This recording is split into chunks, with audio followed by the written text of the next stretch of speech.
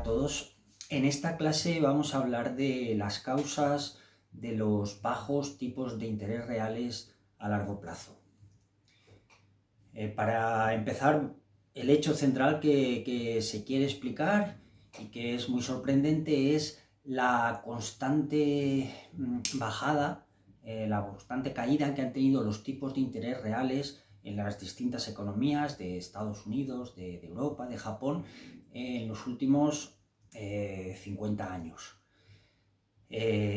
Gráficamente se puede ver esta caída desde los años 50 y luego desde en los años 80 sigue cayendo. Es una caída constante, mantenida en el tiempo, y que por ejemplo en el caso de Estados Unidos, por concretar en un dato, los bonos del Tesoro seguros a largo plazo para 10 años, que en 1981 se pagaba un 15%, en 2020 se paga un 1%. O sea que la caída es muy considerable. Este es el hecho a explicar. Entonces, en las explicaciones, lo primero que vamos a descartar que se da a veces y que está mal enfocada, y es que el responsable sea el Banco Central o los bancos centrales de cada país. Como los bancos centrales tienen como función determinar el tipo de interés, pues los bancos centrales han decidido poner un tipo de interés cada vez más bajo durante estos años. ¿Por qué es equivocado? Porque los bancos centrales sí determinan el tipo de interés, pero lo que hacen es reflejar, son como un mensajero que refleja el tipo de interés que esa economía necesita para llegar al pleno empleo. Y entonces este tipo de interés está determinado, está explicado por fuerzas más profundas, y los bancos centrales lo que hacen es, ¿no? Pues repito, como un mensajero que dice, dadas estas fuerzas de la economía, pues el tipo de interés en estos momentos pues tiene que ser el 1 o el 2%. Ese tipo de interés que llevaría a la economía a una situación a su output potencial o de pleno empleo, se le llama el tipo de interés natural. Entonces, ¿qué fuerzas determinan este tipo de interés natural? Las dos grandes fuerzas, como tantas veces en economía, tienen que ver con la oferta y la demanda, en este caso con la oferta de ahorro por parte de las familias, de las empresas y los gobiernos, la oferta de ahorro en la economía, de ahorro doméstico y mundial, porque el ahorro se mueve por el mundo, y por otro lado la demanda de ese ahorro, la demanda de fondos prestables, fundamentalmente por las empresas para llevar a cabo nuevas inversiones. Por lo tanto, dada esta oferta, esta demanda, pues existe algún tipo de equilibrio en cada economía que determina, que lleva ese tipo de interés natural, que es, repetimos, tipo de interés natural, el que hace que esa economía sea compatible, que puede llevar a esa economía a tener suficiente demanda para alcanzar el pleno empleo. Esta era, por lo tanto, una explicación que hay que descartar, la del Banco Central, que sea el responsable, y hay que indagar las causas, las hipótesis que hay detrás, por lo tanto, de esa oferta de ahorro y esa demanda de ahorro en las economías. Vamos a ver, por lo tanto, una serie de hipótesis, de explicaciones que tienen los economistas para explicar en parte al menos esta caída constante de los tipos de interés reales desde los años 50. Entonces la primera razón tiene que ver con las expectativas de inflación. Como las expectativas de inflación han ido bajando desde los años 80 y se han mantenido durante décadas muy bajas, cuando los inversores prestan dinero, como piensan que en el futuro no van a subir los precios, pues piden menos tipos de interés nominales. Es decir, porque los euros o los dólares que se les va a devolver dentro de 5 o 10 años van a tener bastante valor, porque los precios habrán subido poco, porque las expectativas de inflación, de que los precios suban, son bajas. Y eso puede explicar en parte esta caída. Pero hay que buscar otra serie de razones que no tengan en cuenta la inflación. Entonces los economistas distinguen entre el tipo de interés real y nominal, y el tipo de interés real, si el que interesa explicar, es el nominal descontada, restada la tasa de inflación. Es decir, que aún sin tener en cuenta la tasa de inflación, tenemos que buscar otras explicaciones, otras hipótesis que expliquen esta caída dramática de los tipos de interés en relación con la oferta de ahorro, primero. En relación con la oferta de ahorro que ha subido en el mundo, pues hay diferentes explicaciones. La primera es, pues, una economía tan importante como la economía china, que ha crecido mucho en las últimas décadas y que tiene una gran capacidad de ahorro. Y ese ahorro lo mueve y lo lleva por todo el mundo, y eso ha hecho subir el ahorro a nivel mundial. Otra segunda hipótesis tiene que ver con la desigualdad. Desde los años 70 la desigualdad en la mayoría de países ha estado subiendo, y con una mayor desigualdad significa que las familias y las personas con más dinero tienen mayor capacidad de ahorro. Digamos que la renta ha pasado a estar en mayor parte en las quintiles, en las familias con mayor capacidad de compra y mayor renta, y tienen mayor capacidad de ahorro, pues eso puede explicar en parte también la subida de ahorro a nivel de cada país y a nivel mundial en general. Una tercera hipótesis tiene que ver con la demografía. Las familias, las personas cada vez viven más, la esperanza de vida ha subido, y como la persona típica sabe o cree, espera estar más años de jubilación antes, después de trabajar, pues tiene que ahorrar una mayor cantidad de dinero. Mayor esperanza de vida, mayores años que hay que estar sin trabajar y viviendo, y por lo tanto ahorrando más. Otra hipótesis tiene que ver con la subida del nivel de renta. Si en cada país, en general, el nivel de renta año a año va subiendo, a un mayor nivel de renta se ahorra más.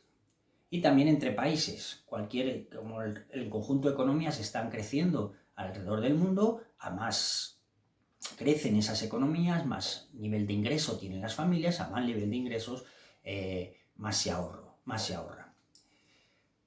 Todas estas hipótesis tienen que ver con explicar por qué ha subido el nivel de ahorro en una economía. Una última tiene que ver con que distintos acontecimientos, entre ellos la pandemia, la crisis financiera, ha hecho a la familia media sentirse más insegura, viviendo en un mundo más incierto, y eso puede haber llevado a aumentar el ahorro por precaución y por lo tanto aumentar la demanda de activos que son seguros. Y además esos activos seguros, como son los bonos del Estado, los bonos de muchas empresas, además se pueden vender fácilmente en los mercados, es decir, que tienen una alta liquidez. Es decir, que si hay mayor aversión al riesgo, lleva mayor demanda de activos seguros, y además que esos activos son líquidos, pues aún refuerza más esa demanda, y eso explicaría mucho la compra de activos, el llevar el ahorro hacia esos activos seguros. Por el lado de la inversión, es decir, que podría haber una enorme cantidad de ahorro, pero que ese ahorro las empresas lo quisieran y las familias lo quisieran y lo necesitaran y lo demandaran. Pues lo que está pasando por el lado de la demanda de ese ahorro es que se ha reducido, hay fuerzas que la reducen. Una primera fuerza que la reduce tiene que ver con las inversiones en nuestro contexto de nuevas tecnologías.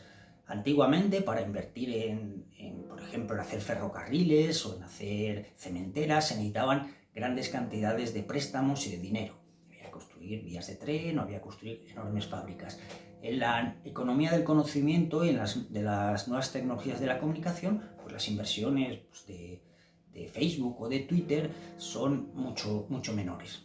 Se invierte en activos más intangibles, en programas informáticos, en apps, pero se necesita, por lo tanto, mucho menos dinero y menos préstamos para llevar a cabo esas inversiones. Eso sería una posible razón que redujera la demanda de ahorro, y eso redujera a su vez ese tipo de interés que hemos dicho, natural, de largo plazo.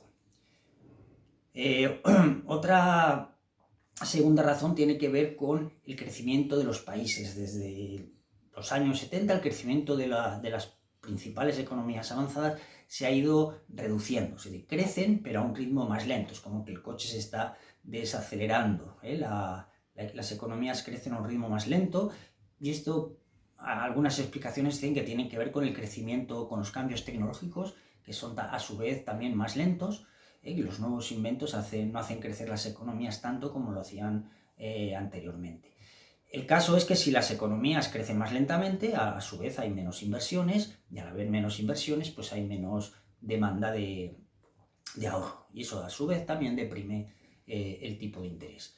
Y por último está un hecho también que se ha comprobado en las últimas décadas, que el poder de las empresas está subiendo. Las empresas tienen más poder para aumentar los precios, más lo que se llama más poder de mercado.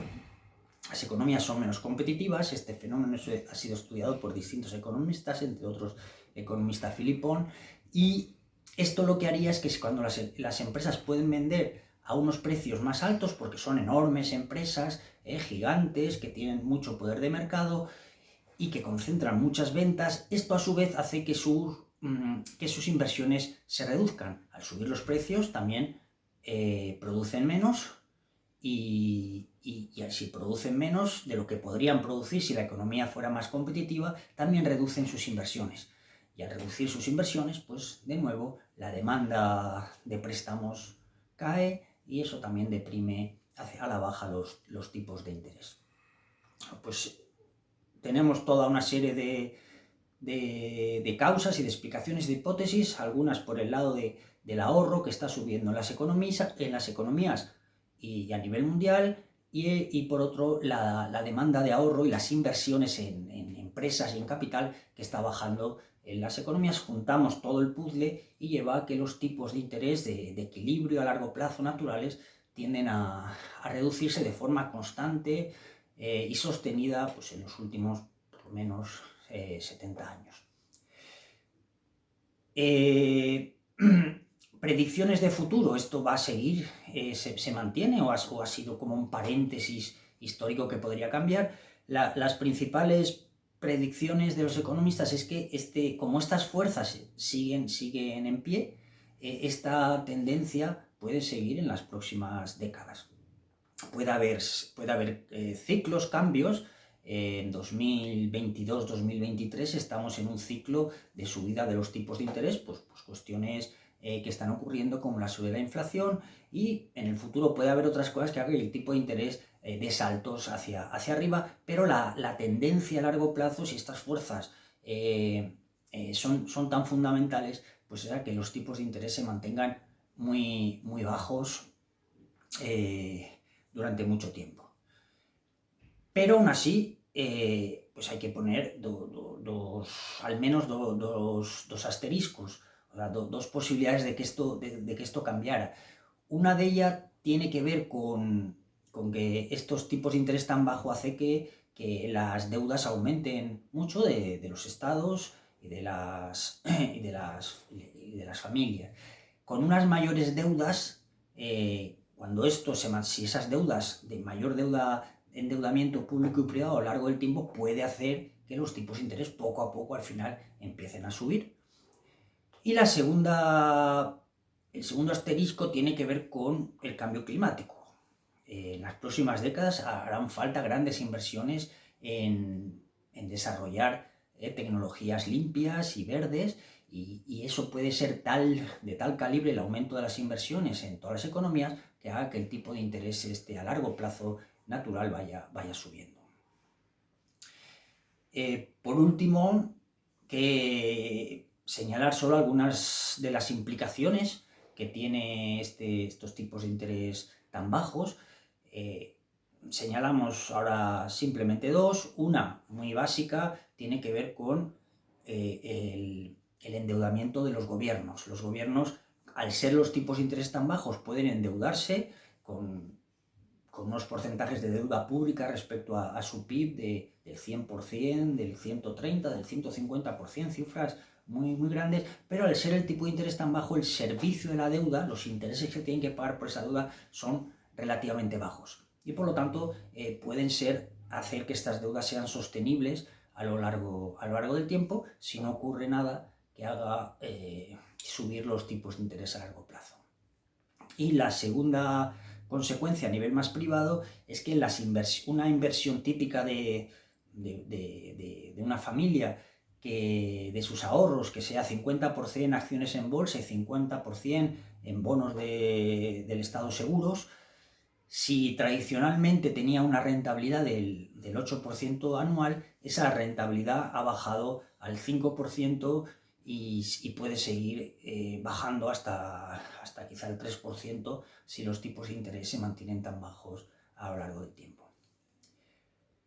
Luego, conclusiones principales, lo primero es un hecho, que el tipo de interés de las economías a lo largo y ancho del mundo, es decir, que no es una cosa específica de cada país, ha bajado de forma constante y mantenida en los últimos 50 años.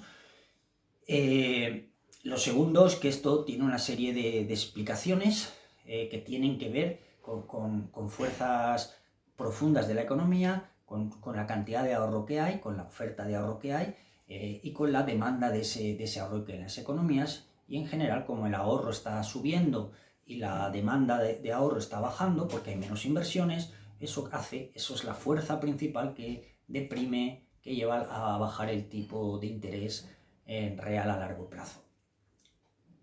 Por último, las implicaciones es que de momento la predicción principal es que este tipo de interés se siga manteniendo bajo a lo largo del tiempo, aunque tenga subidas y bajadas, pero si estas fuerzas siguen en pie, pues el tipo de interés también seguiría muy bajo.